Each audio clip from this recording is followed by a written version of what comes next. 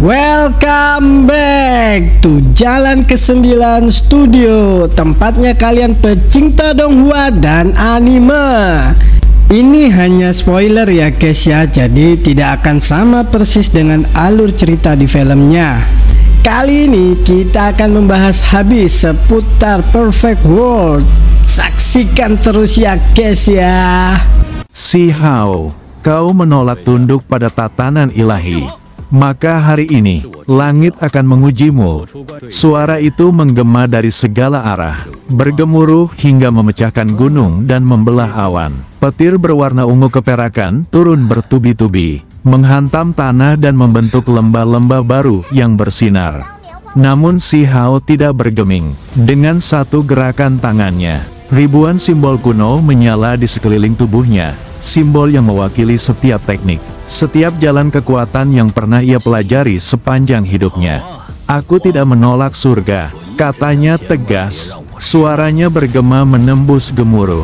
Aku hanya menolak belenggunya. Petir semakin kuat, membentuk sosok raksasa dari cahaya. Wajahnya tanpa bentuk, namun aura di sekelilingnya memancarkan tekanan dari hukum surga itu sendiri. Tubuh si Hao bergetar keras ketika petir pertama menembus dadanya.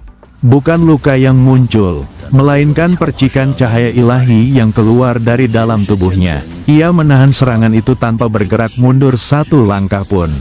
Di balik nyala api surgawi, tampak bayangan dirinya, si Hao muda, si Hao remaja, si Hao yang pernah berjuang sendirian di dunia bawah.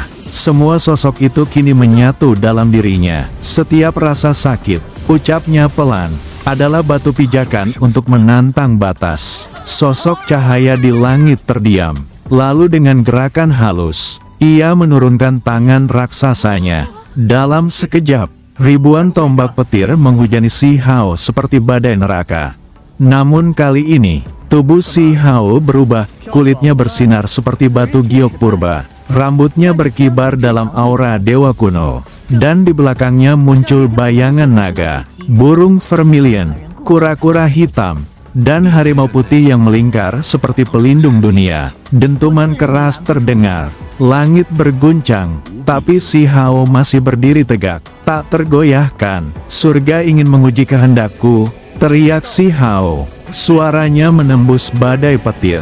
Kalau begitu, biarlah aku menunjukkan padamu bahwa manusia juga bisa melampaui batas penciptaannya sendiri. Ia mengangkat tangannya ke atas. Dari dalam dirinya, muncul pusaran energi yang menelan semua kilatan petir di sekitarnya. Pusaran itu memadat menjadi sebuah mata ilahi berwarna emas, mata dunia. Ketika mata itu terbuka sepenuhnya, waktu di sekelilingnya seolah berhenti. Petir, api, bahkan angin tidak lagi bergerak. Semuanya membeku di tengah udara, tak berdaya di hadapan kehendak si Hao. Ini kekuatan dunia, bukan untuk menghancurkan, tapi untuk menyeimbangkan. Dengan satu tatapan, pusaran itu menyerap kembali semua petir ke dalam langit. Setelah badai reda, suara itu terdengar lagi, kali ini lebih lembut, nyaris seperti bisikan manusia yang melampaui tatanan. Kau sungguh berbeda dari yang lain. Si Hao mendongak. Aku tidak ingin menjadi berbeda. Aku hanya ingin dunia ini tidak lagi dikendalikan oleh ketakutan. Cahaya dari gerbang langit bergetar. Lalu sosok tak berwajah itu menatapnya dalam diam. Kalau begitu, lanjutkan perjalananmu, katanya akhirnya. Namun ingat, setiap langkah menuju kebebasan membawa bayangan harga yang tak terhindarkan. Si Hao tersenyum tipis. Aku sudah lama tahu, langit kembali biru. Namun tanah di bawahnya kini bercahaya lembut, setiap batu, pohon, dan sungai memancarkan aura kehidupan baru. Dunia terasa lebih tenang, seolah ikut bernapas lega bersama si Hao. Ia memejamkan mata, lalu berbisik, langit telah mengujiku, tapi aku belum selesai. Masih ada dunia lain yang menunggu untuk dibebaskan. Dengan langkah mantap, si Hao meninggalkan tempat itu. Di belakangnya, hanya tersisa jejak cahaya keemasan yang menandakan awal dari babak baru, perjalanan menuju alam dewa sejati. Udara di sekitar si Hao menggulung aneh. Pecahan hukum yang baru saja tunduk padanya tiba-tiba bergetar seperti tersedot oleh kekuatan yang lebih dalam. Ini bukan resonansi dunia biasa, gumamnya. Tiba-tiba, di bawah kakinya, tanah berubah menjadi lautan cermin. Dari dalamnya muncul pusaran gelap, gerbang kekosongan. Gerbang itu tidak bersinar, tidak berwarna, namun kehadirannya membuat setiap makhluk yang menatapnya merasakan ketiadaan. Semua suara, cahaya, dan waktu terasa lenyap di sekitar sana. Si Hao memandangi pusaran itu. Ia tahu, ini bukan jebakan, ini panggilan. Gerbang ini terbuka karena runtuhnya Raja Leluhur Dunia. Suara seorang tetua terdengar dari kejauhan. Kau telah mengubah keseimbangan 9 wilayah. Si Hao tidak menjawab. Ia menatap pusaran itu dalam-dalam dan melangkah masuk. Kegelapan, tak ada waktu, tak ada ruang, hanya kesadaran. Si Hao melayang di dalam kehampaan. Setiap langkah terasa seperti menembus lapisan realitas yang berbeda. Di kejauhan, muncul cahaya redup, bukan dari bintang, melainkan dari serpihan ingatan yang melayang-layang, wajah lama, pertempuran masa silam, bahkan kenangan saat dirinya pertama kali meminum darah leluhur di dunia bawah. Tiba-tiba, suara berat terdengar dari segala arah. Si Hao, anak dari tanah debu, kau telah mencapai titik di mana semua ciptaan pernah berhenti. Si Hao berhenti melangkah. Siapa kau? Aku, yang berada sebelum dunia diciptakan. Seketika, cahaya berkedip, dan muncul bayangan besar seperti siluet manusia raksasa yang melingkupi seluruh ruang. Tubuhnya diselimuti simbol purba yang berputar perlahan. Tiap satu mengandung hukum penciptaan. Dunia yang kau tahu, ujar sosok itu, hanyalah lapisan tipis di atas lautan kekosongan. Ketika Raja Leluhur Dunia mati, lapisan itu robek. Kini, segalanya akan kembali ke asalnya. Si Hao menatapnya tajam. Kalau begitu, aku akan menambalnya kembali. Sosok itu tertawa. Suara tawanya seperti badai dimensi. Menambalnya, kau bahkan belum memahami apa itu asal. Si Hao mengangkat tangannya, mencoba membentuk cahaya dari kekuatan asal dunia. Tapi begitu cahaya itu menyala, tubuhnya bergetar hebat, energinya terserap oleh kekosongan. Bayangan itu mendekat, dan dalam suaranya terselip nada kagum. Kau berbeda, kau bukan ciptaan biasa. Di dalam tubuhmu mengalir sesuatu yang bahkan aku tidak ciptakan, sesuatu dari luar hukum ini. Si Hao menatap kosong, lalu menyadari sesuatu, kekuatan aneh yang bangkit setiap kali dia diambang kematian. Setiap kali dunia runtuh di sekelilingnya, kekuatan itu bukan milik dunia ini.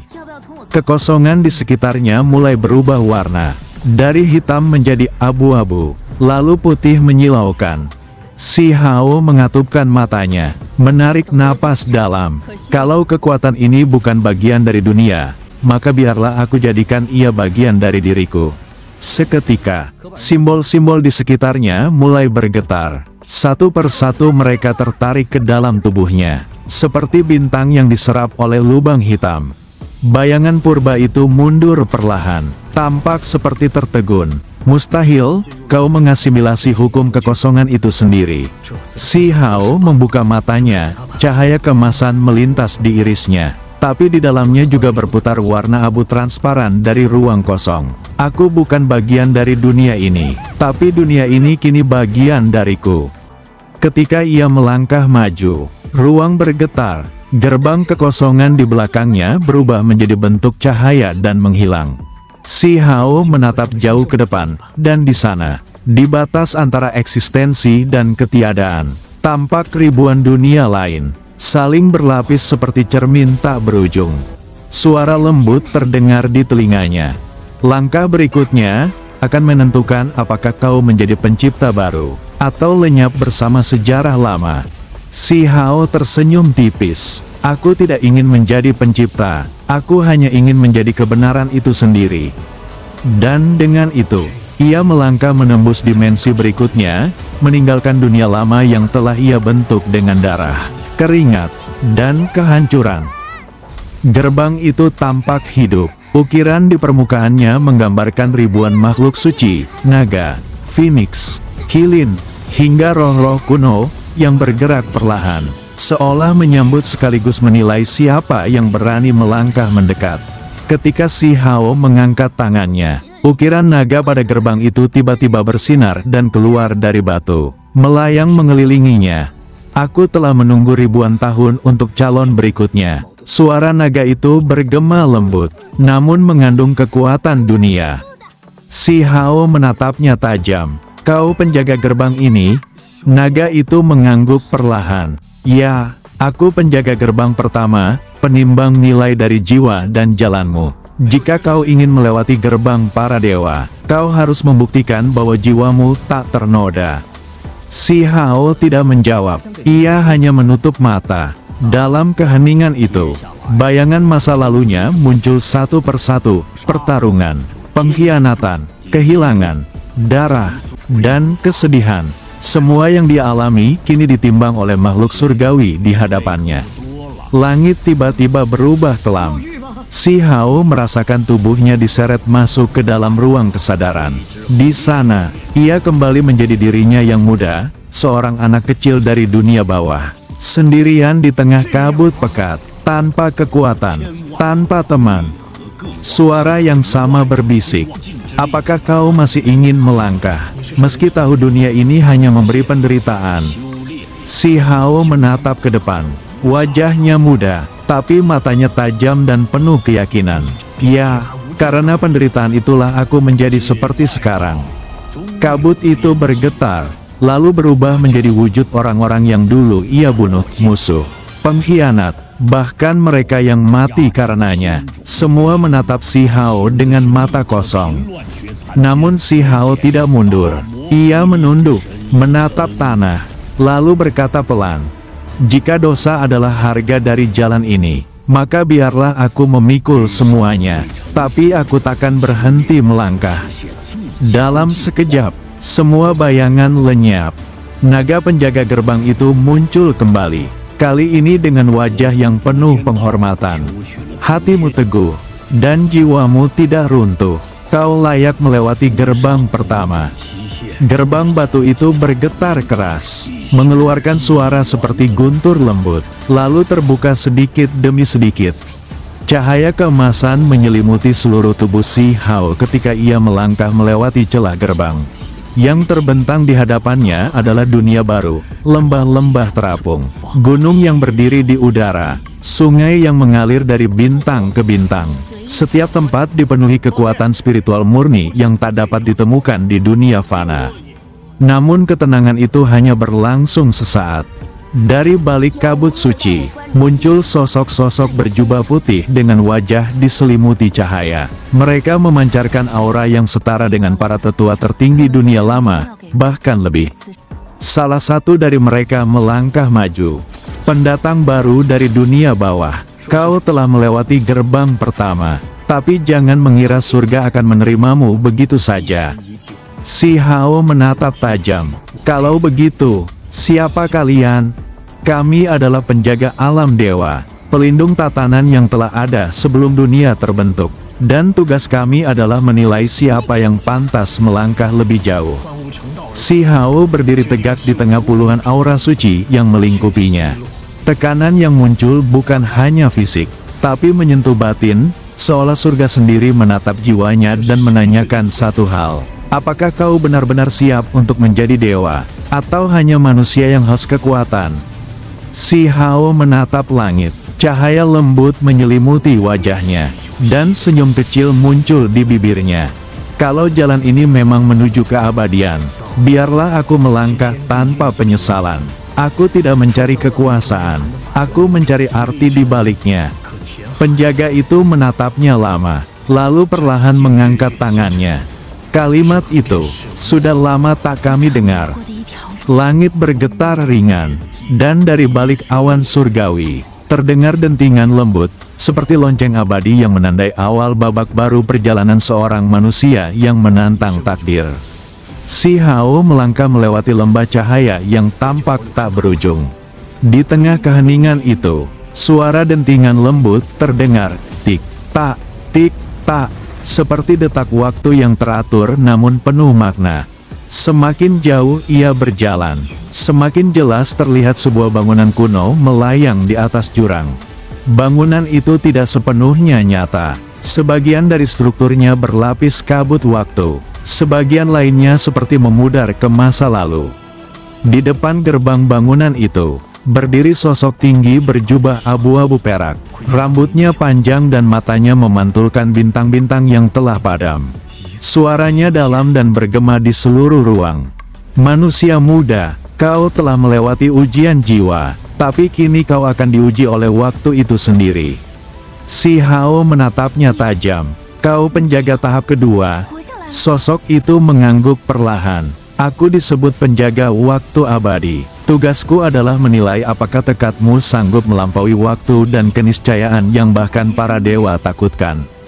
Tanpa peringatan, waktu di sekeliling si Hao mulai retak. Dunia berubah menjadi kepingan-kepingan memori. Masa kecilnya di desa batu, pertempuran melawan dewa api, kematian orang-orang yang dia cintai, dan kehilangan yang tak pernah benar-benar sembuh. Ia melihat dirinya sendiri dalam berbagai bentuk, bocah polos, pemuda sombong, hingga sosok berlumur darah, semua berdiri di hadapannya. Setiap bentuk dirimu adalah masa lalu yang tak bisa kau ubah, kata penjaga waktu.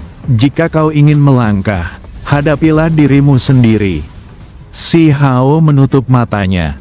Bayangan dirinya menyerang, masing-masing membawa kenangan dan emosi yang membebani jiwa. Namun alih-alih bertarung, si Hao menatap mereka dengan tenang. Aku bukan ingin menghapus masa lalu, katanya lirih, tapi berdamai dengannya. Seketika dunia berhenti berputar, semua versi dirinya saling menyatu, membentuk cahaya yang tenang dan hangat, bukan kekuatan, tapi keteguhan hati. Penjaga waktu menatapnya, wajahnya kini menua dan memudar bersamaan. Kau memahami inti dari waktu, bukan melawannya, tapi menerimanya. Dengan begitu, kau telah melampaui batas umur fana. Suaranya menggema lirih, dan jam raksasa di belakangnya mulai berputar ke arah sebaliknya. Cahaya ungu menyelimuti si Hao, memulihkan tubuh dan jiwanya ke kondisi sempurna, seolah waktu tunduk padanya. Namun sebelum penjaga itu lenyap, ia meninggalkan pesan samar. Hati-hati, karena ujian berikutnya bukan hanya menguji tekad, tapi juga kebenaran jalanmu sendiri. Si Hao berdiri di tengah pusaran waktu yang kini perlahan mereda. Ia menatap langit ungu yang berdenyut lembut seperti napas dunia. Tiba-tiba, di kejauhan, muncul tangga cahaya yang melingkar naik menuju langit. Setiap anak tangga berisi tulisan kuno yang menyala, hukum, prinsip, dan rahasia alam semesta. Namun dari puncak tangga itu, terdengar suara tawa dingin. Jadi, kau yang disebut pengguncang dunia bawah itu, akhirnya tiba. Si Hao memicingkan mata. Dari kabut muncul sosok berjubah hitam dengan mata kemasan, seseorang yang memancarkan kekuatan sebanding dengan dewa kuno. Senyumnya sinis. Aku adalah Du Guyun, keturunan garis penjaga dunia atas. Mari kita lihat, apakah namamu benar-benar layak dicatat di antara para abadi. Suasana sunyi sebelum badai terasa mencekam. Cahaya kemasan dari hukum surgawi menari di sekitar Du Guyun, membentuk pola seperti perisai raksasa. Sementara si Hao berdiri tanpa senjata, rambutnya berkibar, aura prajurit sejati terpancar dari seluruh tubuhnya. Du Guyun menatapnya dengan senyum merendahkan. Kau menolak ajakan para tetua untuk menjadi bagian dari langit, namun kini berdiri di tangga yang hanya bisa dipijak oleh darah surgawi. Ironis, bukan? Si Hao mengangkat pandangannya perlahan. Yang menentukan pijakan bukan darah, tapi langkahnya sendiri. Suara itu sederhana, namun mengandung keyakinan yang membuat hukum di sekitar mereka bergetar. Pertarungan dimulai tanpa aba-aba. Du Guyun mengangkat tangannya, dan 1000 simbol hukum menyala sekaligus. Langit terbuka, membentuk lonceng waktu surgawi, sebuah teknik kuno yang dapat menahan waktu di dalam ruang tertentu. Si Hao terseret ke dalam pusaran waktu yang berhenti. Tubuhnya membeku, bahkan napasnya seolah ditarik keluar dari dada. Namun di balik diamnya waktu, seberkas cahaya kecil muncul dari jantungnya, api yang pernah ia tempa di dalam dunia jiwa. Api yang disebut nyala takdir, simbol penolakan terhadap semua batas. Tak ada hukum yang bisa menghentikanku. Suara si Hao bergema di tengah waktu yang beku. Api itu meledak, memecahkan ruang waktu dan membuat lonceng surgawi retak. Du Guyun tersentak. Tidak mungkin, kau menentang hukum waktu itu sendiri. Si Hao melangkah maju dari balik cahaya. Tubuhnya bersinar dengan kekuatan abadi. Bukan menentang, tapi membebaskan diriku darinya. Pertempuran berlanjut dengan intensitas yang mengguncang. Setiap pukulan si Hao melahirkan guncangan yang menembus langit. Du Guyun membalas dengan pedang hukum langit, bilah energi yang bisa memotong dimensi. Cahaya benturan mereka membelah tangga surgawi, menimbulkan ledakan besar. Para dewa yang menyaksikan dari kejauhan hanya bisa terdiam. Dua sosok muda ini telah melampaui batas yang seharusnya dimiliki generasi mereka. Namun, Du Guyun bukan lawan biasa. Ia memejamkan mata dan mengaktifkan garis keturunan suci. Tubuhnya menyala dengan pola emas, membentuk cermin leluhur penjaga di belakangnya. Bayangan para leluhur muncul, menatap si Hao dengan aura menekan ribuan gunung. Si Hao menggertakkan gigi, lalu berteriak, "Aku tak akan tunduk pada leluhur siapapun." Ia menghantam udara dengan tinju Dewa Batu, teknik yang pernah ia ciptakan sendiri dari penderitaan masa lalu. Tinju itu menghantam cermin leluhur dan memecahkannya berkeping-keping. Bayangan para penjaga sirna satu persatu. Du Guyun terhempas, darah menetes dari bibirnya, namun matanya masih menyala dengan tekad keras. "Kau kuat, si Hao, tapi aku tidak kalah." Ia mengangkat pedangnya ke langit. "Darah penjaga, bangkitlah!" Langit terbuka, dan dari balik awan turun sinar suci yang memanggil kekuatan leluhur tertinggi garis penjaga. Dunia seolah bergetar oleh kehadiran entitas raksasa berbentuk naga bersisik cahaya. Si Hao menatap tanpa gentar. Cahaya di tubuhnya kini berubah, bukan lagi sekadar energi, melainkan hukum yang ia bentuk sendiri. Ia menutup matanya, dan semua teknik yang pernah ia pelajari muncul bersamaan. Hukum batu, hukum jiwa, hukum langit, dan hukum kelahiran ulang. Dunia berguncang. Dua kekuatan ilahi bertabrakan, menciptakan badai yang melanda seluruh langit surgawi.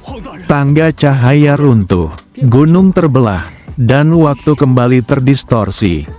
Ketika cahaya ledakan memudar, dua sosok berdiri di tengah kehancuran. Du Guyun berlutut, tubuhnya terluka parah. Si Hao berdiri tegak, napasnya berat, namun matanya bersinar seperti bintang malam. Du Guyun menatapnya dengan sisa kekuatan, lalu tersenyum pahit. "Mungkin, dunia memang butuh seseorang sepertimu, seseorang yang berani menentang langit itu sendiri."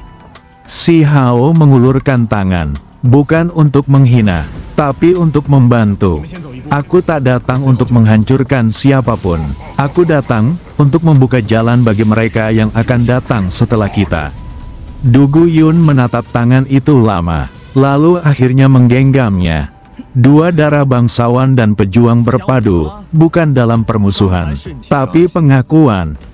Di tengah medan pertempuran raksasa, si Hao berdiri dengan tubuh berlumur darah, namun matanya masih menyala tajam seperti bara abadi. Du Guyun telah terhempas, namun aura jahat dari garis keturunan penjaga dunia belum benar-benar lenyap. Dari celah retakan di langit, muncul bayangan samar. Sosok tua bertubuh tegap dengan jubah hitam berhiaskan simbol dunia yang berputar. Setiap langkahnya menggetarkan ruang. Setiap helaan napasnya seperti menyedot cahaya dari cakrawala. "Apakah ini Raja Leluhur Dunia?" bisik seseorang dengan suara bergetar. Si Hao menatap ke atas. Jadi kau akhirnya muncul juga. Senyum tua itu dingin. Kau telah membunuh banyak keturunanku. Bocah, saatnya kau menebus semuanya dengan darahmu. Suara petir menggelegar saat tangan Raja Leluhur Dunia terangkat. Dari balik cakrawala, muncul ribuan simbol kuno berputar mengitari dirinya. Mereka bukan sekadar mantra, itu adalah hukum dunia yang dijalin menjadi senjata. Ketika simbol-simbol itu dilepaskan, seluruh ruang waktu tampak runtuh. Si Hao hanya punya satu pilihan, melangkah ke depan. Darahnya mengalir, namun langkahnya tak surut. Dalam sekejap, tubuhnya berubah menjadi wujud dewa asal. Pancaran keemasan menembus langit. Serangan pertama bentrok, dan seluruh dunia bergetar. Seolah dua hukum alam saling menghancurkan. Anak muda, kau menantang hukum yang diciptakan oleh para dewa itu sendiri. Raja Leluhur Dunia melangkah. Setiap gerakan mengubah lanskap di bawahnya. Sungai membalik arah, bintang jatuh dari langit, dan gunung meleleh menjadi cahaya. Si Hao tertawa kecil. Aku tidak menantang hukum. Aku menulis ulang mereka. Seketika tubuhnya terbakar dalam api yang bukan api, cahaya dari kekuatan yang tak bisa didefinisikan. Itu adalah perpaduan antara kesadaran, jiwa, dan asal-muasal dunia.